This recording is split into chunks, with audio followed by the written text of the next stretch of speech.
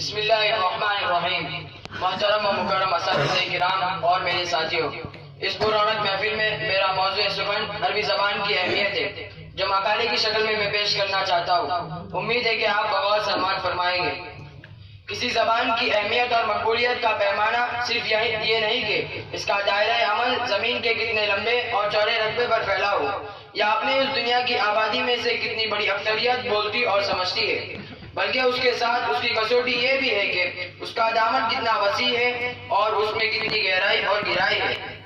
اگر اس نقطہ نظر سے اگر ہم عربی زبان کا مطالعہ کریں، ہمیں معلوم ہوگا کہ اس میں کی یہ تمام خوبیاں پوری طور پر موجود ہے، اور اس وجہ سے اسی دنیا مروجہ میں ایک امتیازی حیثیت ہے۔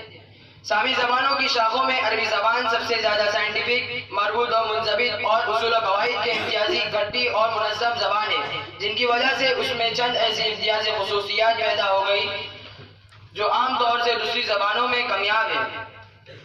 عربی اپنے دور اول میں ان قبائل کی زبان تھی جو جزیرہ نمائے عرب میں یمن سے شام، عراق اور فلسطین و سینا کے سرحدی علاقوں تک آباد تھی، اور اس کو سریانی زبان کے نام سے پہچانا جاتا تھا۔ جو ایک غلطی تھی، اس غلطی کا رواج اہل یونان کی وجہ سے ہوا، جو شمالی شام کو آشوریا یا سوریا کہتے تھے۔ اس بنا پر عربی زبان کو سریانی کہا جاتا تھا۔ عربی زبان اس کی دو حیثیتیں ہیں، ایک تو وہ قرآن و حدیث کی زبان ہے اور اس میں ہماری اصلی دینی اصطلاحات و الفاظ ہیں۔ اس سے واقفیت کے بغیر ہمیں اسلام کے نظام و احکام سے براہ راست واقفیت اور اس کے عظیم الشان علمی ذخیرے سے، جو اپنے تاریخی مساحت میں 1350 برس کی طویل مدت اور اپنے جغرافی وسعت میں عالم اسلام کی وسیع رقبے پر پھیلا ہوا ہے۔ اس معذوری کی بڑی وجہ یہ ہے کہ عربی زبان کو، جس کی بدولت ہم اسلام سے علمی تعلق پیدا کرتے تھے، کبھی زبان کی حیثیت سے دیکھا گیا اور صرف کتابوں کے سمجھنے کے ذریعے سمجھا گیا۔